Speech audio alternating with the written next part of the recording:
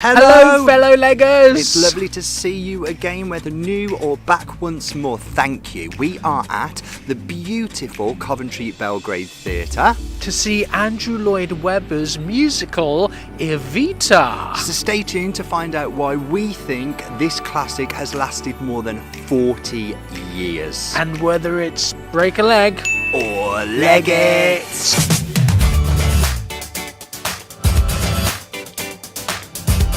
Well, on this night of 1,000 stars, I'm afraid you're stuck with us.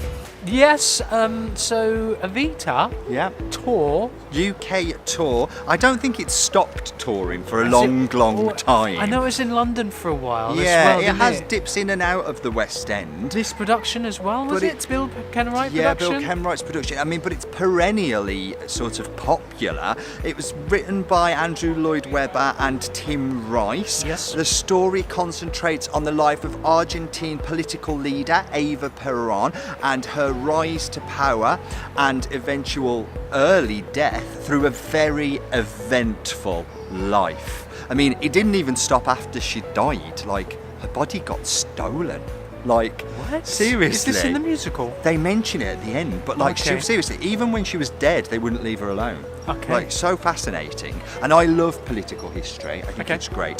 The musical started life as a concept album way back in 1976 when everything got a concept album, but it had its first stage debut in the West End in 1978. Starring Elaine Page. Elaine Page was the very first Eva Peron, and it catapulted her from relative obscurity to a household name, which is where she still is after all this time. Still huge. Amazing. The show transferred to Broadway in 1979, where being in the title role did much the same thing for Patti LuPone. Dame Patti LuPone. Is it Dame Patti LuPone? No, it's not, but it should be.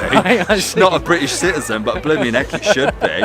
It's had multiple revivals since then, and a film adaptation in 1996 starring who as Eva Peron? Madonna. Antonio Banderas as Shay, yes. Yeah. The show has garnered more than 20 major awards. The film won an Oscar. Wow. It features songs which have become musical theatre classics, such as Another Suitcase in Another Hall and Don't Cry For Me, Argentina. That's the one. You can do it in just a movement, that what whole is the move? song. Just show us the move. It's this, isn't it? Is that it? It's that, basically. Okay. The score is still one of Lloyd Webber's most popular and enduring and most beloved. This production stars the Voice finalist Lucy O'Byrne playing Eva. Her other credits include Fontaine in Les Mis in the West End and 2 tours of The Sound of Music where she plays Maria, and also Glenn Carter. He's been around for years. Very definition of a West End leading He's man. done everything. There's nothing he hasn't done. Like, Jersey seriously. Boys. Yes. Les Miserables. He was Yes. in the film version of Lloyd Webber's Jesus Christ Superstar, Yes. playing Jesus. He's done within so many chess. credits. He's done absolutely Loads. everything. This show also features choreography by one of our favourites, Bill Deemer. the beautiful Bill Deemer. Olivier Award winner Bill Deemer. Yes, and the show is 2 acts, we know that much. So we're looking about 2.5 hours or so, plus an interval. It's not a short one, but stick around because we'll be doing the 30-second interval breakdown, and later on Finding out how many legs. So we're here on the balcony of the Casa Rosara as it's the interval, which means it's time for the Break-a-Leggers 30-second interval breakdown. Go! What do you think so far? You can go first this time. Okay, I like the show. I think it's interesting. I think it has a lot of really creative, engaging elements to it. I think some of the performances are really strong, some of them less so. But overall, I like the show. What about you? I'm kind of really enjoying the production. I know it sounds strange to say, but I think there's some really nice music, some really lovely arrangements. I'm really liking the choreography and the way that it is moving and the way that the cast is sounding.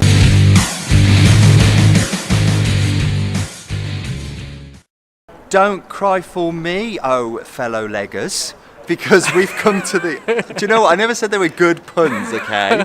I wait for your puns now. Do This you? is, Do you look I forward to anticipate that? every link. I'm like, what pun are we going to run Lower with your now? expectations, That was guys. a good one. Was that was a good one. Yes. So were you crying for Argentina? Do you know what? I did cry at one cry. little part, but we'll come on to that in a little while. I don't know what came over me. I think I was possessed. Suddenly, the ice queen inside of me just melted away. Melted by the sweet vocals of a child. Let's come on to that later. Or let's Okay, not what talk did you about that think? at What all, did you in think? What fact. did you think? I love the show. Do you know what? I'm going to say it. It's my favourite Andrew Lloyd Webber score. Really? I think it has a huge amount of variety. I think the themes that run through it are beautiful, and they come in at really kind of interesting places, and they carry the feel of the piece really well. And I really love the score. I think he writes some really good music. I think there's some great stuff in other productions. I know you hate. I mean, Sunset Boulevard has got some fantastic music in it. Also, Love Changes Everything has some fantastic. From Aspects of Love. That's the one. Aspects of Love. Aspects of Love has got some fantastic arrangements as well. I do think Andrew Lloyd Webber does do some stuff when he's not doing his, boppy Joseph and his Star Express and his Super Duper Hula Hooper. If you know which production that's from, comment below, because that's obscure. I don't even know that one. I don't think. Don't be a I don't party think he pooper, does. be a Super Duper Hula Hooper. So I can see where you're coming from. I absolutely loved. I got to talk about. I love this. I love the music, the sound of this, the score, how it articulated, how it is arranged, how it's. I think there's 10, 11. So no scrimping or saving at all. And it sounded full and rich. It's worth a full, rich orchestra. The admission alone for me, just to listen I would totally to it. agree with you. I If you could've want just to closed my hear eyes. this score played well, it's happening in this production. I would 100% agree with you there. And we often say, and I think he gets a bad rap. I think it's Bill just as Kenwright. top- I was going to say Bill Kenwright. You think, oh, it's a Bill Kenwright production, but you know what? He's putting on the productions, and he's giving people in the region something to see, and he does do something them to look well. forward to, and he knows what he's doing. It's got to be said. He's been in the business a long time, and there's a reason for that. He knows what he's doing, and props to you, Bill. You're doing all right, mate. You may not be able to pay the actors like top, controversial. but you know what? They're being paid. They're in business. Do you know what? They getting work. They want the work, right? Yeah. Oh, so God, that's controversial. I'm sure we're going to get some slack about that. But do you know what I mean? Yeah. He's doing a good job, Yes. and that was great. The sound was great. Yeah. Let's go on to some performances. I mean, you all know the story. I think she lives, she dies in the sleeps end. around, she dies in the end, but you find that out at the beginning. But it is a fascinating story, you've got to admit, and the fact that, like as mentioned before, when she died, it wasn't over for her. And I mean, there's still people. We met a guy from Argentina, didn't we, not long ago, and he was telling us that her legacy lives on, and not in such a positive way. So even now, they're still talking about her. Still talk about That's it. fascinating. Still lingers. But playing Eva was Lucy O'Byrne. What did you think? She was good. I mean, I think vocally she is very impressive. yeah, I do like her voice, but do you know what? I do think the thing is, when you think reality TV, the Voice sort of talent show competition things, you do worry about what they're going to be like when they're in an acting role. But I thought she acted it really well.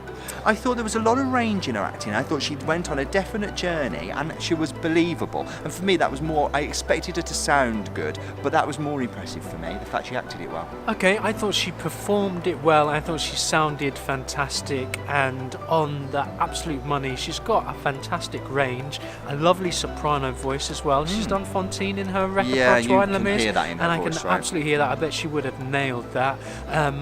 For me, I think Don't Cry For Me Argentina, we've been spoiled with the big voices and the Everyone's real done that drive song to death. in character, and I just missed that. It was just nicely sung for me. Can we just, I don't nice. sort of slightly off, just go character for a minute. going Can we off just already? talk about a couple of the numbers? Okay, Because depends what I you're gonna say. forgot how many fantastic songs there are in this. Like I say, it's got a huge amount of range. But I mean, the ones that come to mind immediately are Don't Cry For Me Argentina. But in Act 2, like Rainbow High Flying Adored is a gift of a song. Yeah. and it's an absolute pleasure to hear. I just love the score. Sorry, I'm coming back to people. Music's Let's go on to Mike Sterling as Peron. Loved him. Yeah, I Has loved he got? him. I'm thinking I he must really have loved Javert in him. his credits because he's got a lovely, rich tone. Well, he was and asked to- beautifully. Like I adored the guy. Well, It was his such West End presence as well. debut, believe it or not, was in Les Mis at the Palace. Yeah. And then he was asked to recreate the role of Marius in the new Manchester production of that Okay. show. So is he a Marius to you? I mean, he's not Javert here. I could but see maybe him you, doing you that. still could. I think he should go on and do that. Like There you he's go. a beautiful tone, beautiful singing. Over at Les Mis, call on Mike Sterling. Getting him for an audition, why not? I loved him. And then I suppose that of the big three, because there are the big three in I know this, you've got a lot to say about Glenn Carter. Carter So in what the role did, of Shay. what Now, did you think of Glenn Carter? recognising Glenn Carter's name and reading the credits that he's done, I expected massive things from him. He was the weakest link for me. I really didn't enjoy his interpretation of Shay. I think that character has a huge amount of humour in the script and in the songs.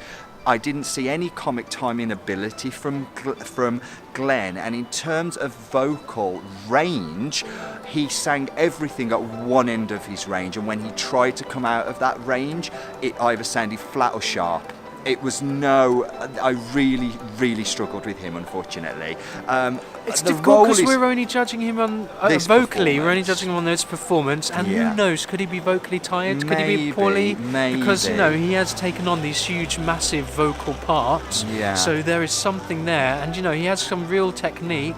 I feel and- like we're making excuses for Well, him. I'm just going to balance it out. Okay. Because who knows? We're Yeah. only judging him on this. And this performance tonight, Glenn, I'm But sorry, and you didn't scupper the ship for me, but we took on a bit of water. But I got to say, within that, it's still the performance and the acting, and he didn't quite carry it No, for me. It and was it's- almost if he was phoning it in. It was a It's bit nice, a bit easy. From the moment he set foot on stage, I felt like as you said, he was phoning it in. And that role for me, that part is like my dream role. It's got so much range and so much potential. Wasn't brought out in that performance. Sorry. I need to mention as well the entire company, the entire Yes. ensemble. Yes. They sounded fantastic. Yes. Vocally, this is a very difficult, I imagine, score to sing. They were so sharp and on their individual harmony lines, and while also tackling some real nice dynamic And I choreography think- given to them by Bill Dima. Yeah, I've got to say, I Lovely moments. loved the choreography, particularly in Buenos Aires, even in It's the military kind of esque one. Well, there's Art of the Possible, but there's one where they do.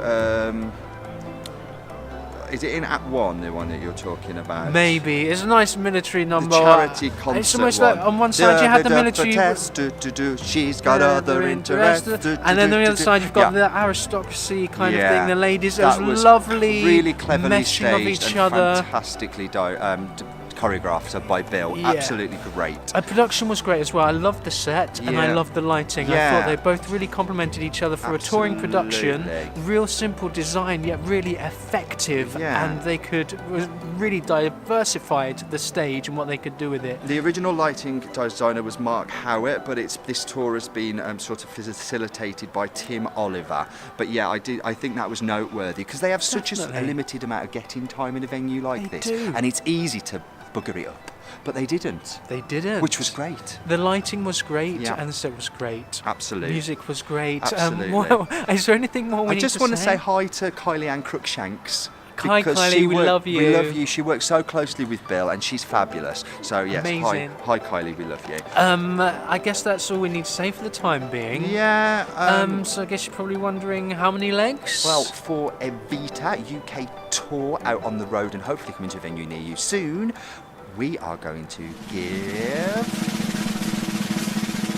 four legs for this piece. Yeah, really thoroughly enjoyable night out. It's a classic. It's a it's lasted because it is good. If you've never seen it on stage, I think you should, and I think you wouldn't go far wrong in this production. Yeah, it's a really strong production before we even get on to the cast. And the cast did it really well justice. And as we said, comment below. I'm sure you've seen this. It's been around for a long time. Yeah. Head to a theatre near you. We are at the Belgrade Theatre in Coventry, which has actually got a really exciting piece coming up. Yeah, they are sort of launching this brand new musical called We'll Live and Die in These Towns. It's featuring music from the rock indie band The Enemy, who are Coventry based, and their debut album was a massive success.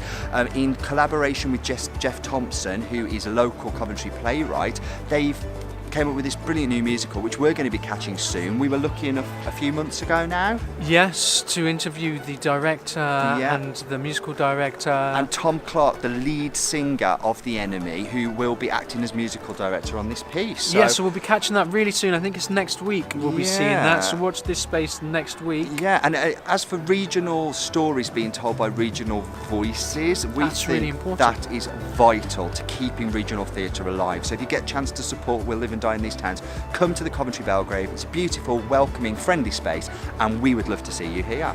But until then, we will see you next time. We are the Break Leggers. And we'll catch you again soon. Bye.